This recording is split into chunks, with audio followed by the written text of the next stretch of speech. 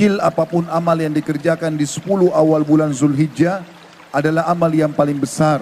Walaupun dia adalah amal yang biasa, adalah amal yang tidak utama, sunnah biasa, akan menjadi utama di 10 awal bulan Zulhijjah.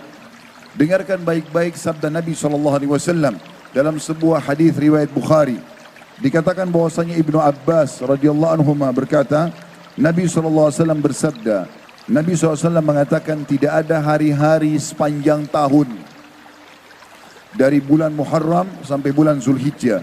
Tidak ada hari-hari sepanjang tahun dari 365 hari dalam setahun di mana semua amal saleh baik sunnah ataupun wajib yang Allah perintahkan lebih Allah cintai, maksudnya lebih besar pahalanya dibandingkan semua jenis amal saleh sunnah atau wajib yang dikerjakan di 10 hari pertama bulan Zulhijjah. Maka para sahabat bertanya, ya Rasulullah, jihad pun di jalan Allah, berperang, meninggalkan istri dan anak, pekerjaan, lalu bisa ditawan oleh musuh. Itu juga amal yang besar, jihad, belum bisa mengalahkan makna hadisnya. Amalan apapun yang dikerjakan di 10 awal bulan Zulhijjah, maka jawaban Nabi SAW, jihad pun di jalan Allah belum bisa mengalahkan pahala makna hadis, walaupun amal sunnah sekecil apapun yang dikerjakan di 10 awal bulan Zulhijjah. Kecuali satu keadaan, seorang laki-laki keluar berperang, membawa jiwanya dan seluruh hartanya, lalu dia tidak membawa pulang keduanya. Artinya kalau dia punya uang 1 miliar rupiah, dia bawa semuanya 1 miliar itu ke medan perang untuk persiapan jihad, dia pun terbunuh mati syahid, baru sama dengan pahala amal soleh apapun yang dikerjakan di 10 awal bulan Zulhijjah. Amal apa yang kira-kira kita diharuskan untuk kerjakan di 10 awal bulan Zulhijjah? Puncak daripada amal adalah ibadah haji dan umroh. Makanya jemaah haji mengerjakannya di tanggal 8 Zulhijjah, dikenal dengan hari Tarwiyah, tanggal 9 dikenal dengan Arafah dan Muzdalifah, lalu kemudian tanggal 10 dikenal dengan hari Mina. Datang setelahnya pelengkap, tanggal 11, 12, 13 dari bulan Zulhijjah dikenal dengan hari Tasyrik. Tapi puncaknya adalah 8, 9 dan 10 Zulhijjah. Dan ini Allah Subhanahu wa taala juga tekankan dalam surah Al-Fajr. A'udzu billahi minasyaitonir rajim. Wal fajr walayalin ashr wasyaf'i wal watr.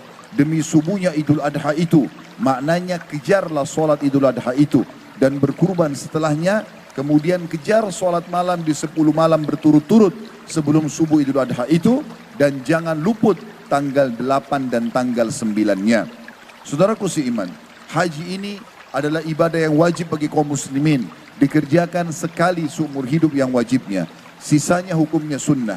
Sebagaimana Nabi SAW mewajibkan haji sekali saja bagi kaum muslimin, bagi yang mampu. Dan kalau mengerjakan setelahnya adalah hukumnya sunnah. Juga haji ini teman-teman kalau dikerjakan ikhlas karena Allah, pahalanya sangat besar. Dengarkan hadisnya. Kata Nabi SAW dalam hadis Bukhari Muslim, antara umroh ke umroh yang setelahnya, maknanya kita disuruh, diperintahkan dalam syariat mengulang-ulangi umroh. Antara umroh dengan umroh setelahnya pengampunan dosa di antara keduanya. Dan haji yang mabrur, yang mengikuti syarat dan rukun, tidak ada balasannya kecuali surga. Juga dalam hadis sahih yang lain dikatakan, siapa yang haji, dia tidak rafath, mengucapkan kalimat syahwat dengan lisannya, tidak fusuk, berbuat kejahatan, maka dia akan pulang dari haji seperti baru dilahirkan oleh ibunya atau bersih dari dosa-dosa. Oleh karena itu teman-teman sekalian, jadikan niat kita utama adalah menyempurnakan rukun Islam ini dengan azam, tekad yang kuat ingin mengerjakan haji. Bagi yang sudah mengerjakannya alhamdulillah, tapi tidak dilarang dalam syariat untuk mengulang-ulanginya karena tidak ada jaminan ibadah yang sudah dikerjakan sebelumnya sudah diterima. Ibadah yang kedua, saudaraku seiman, berpuasa selama 9 hari. Dari tanggal 1 sampai tanggal 9.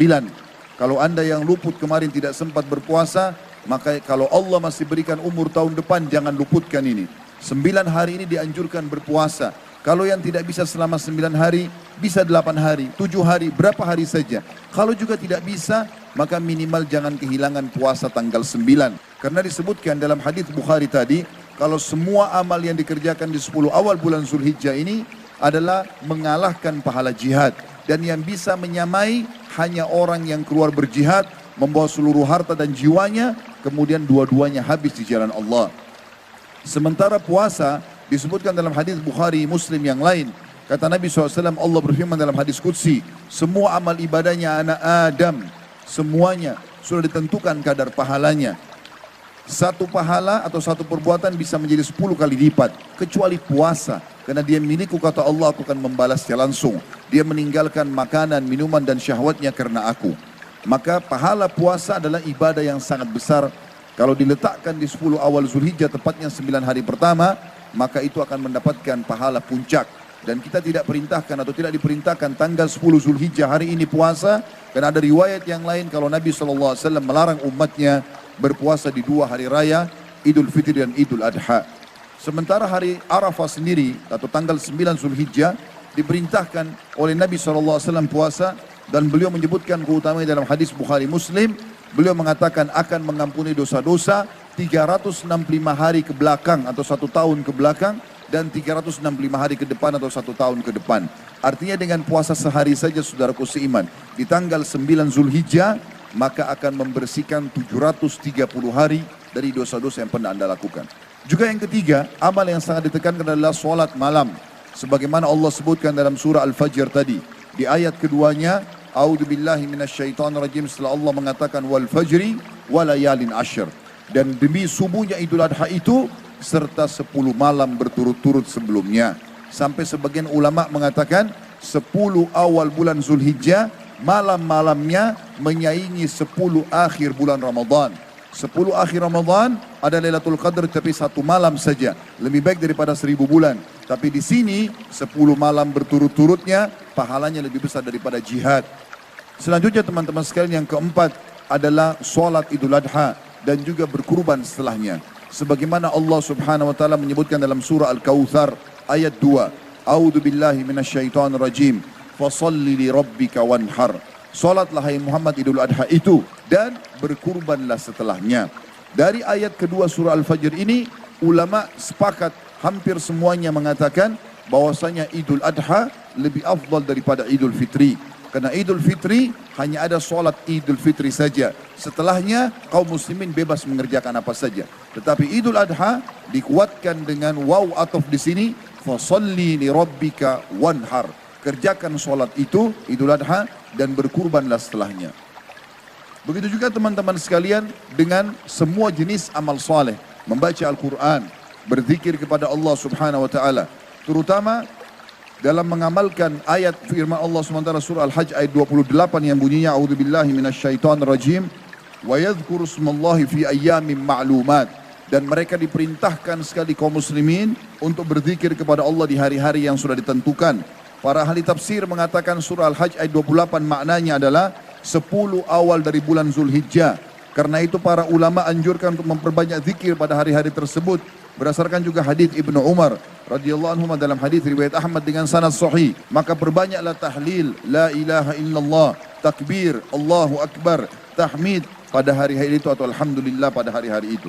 Imam Bukhari menuturkan rahimahullah bahwasanya Ibnu Umar dan Abu Hurairah radhiyallahu anhu ajma'in keluar ke pasar pada 10 awal bulan Zulhijjah ini sambil mengumandangkan takbir. Kemudian orang-orang pun mengingat, akhirnya mereka juga mengucapkan takbir.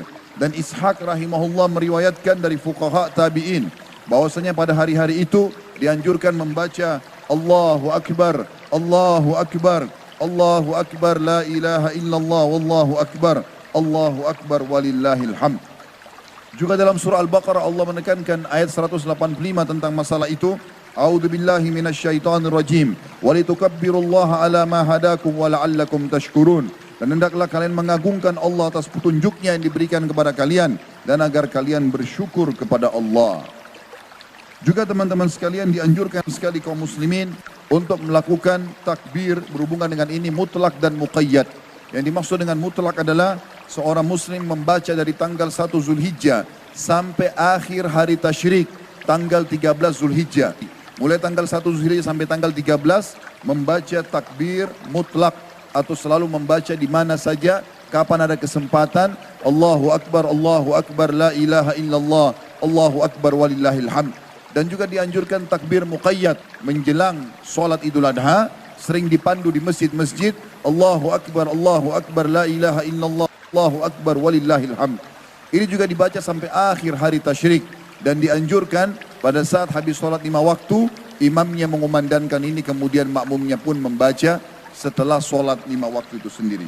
Juga sangat dianjurkan semua jenis ibadah, apapun sifatnya, termasuk dalamnya taubat dari kesalahan-kesalahan, kalaupun kita pernah melakukannya.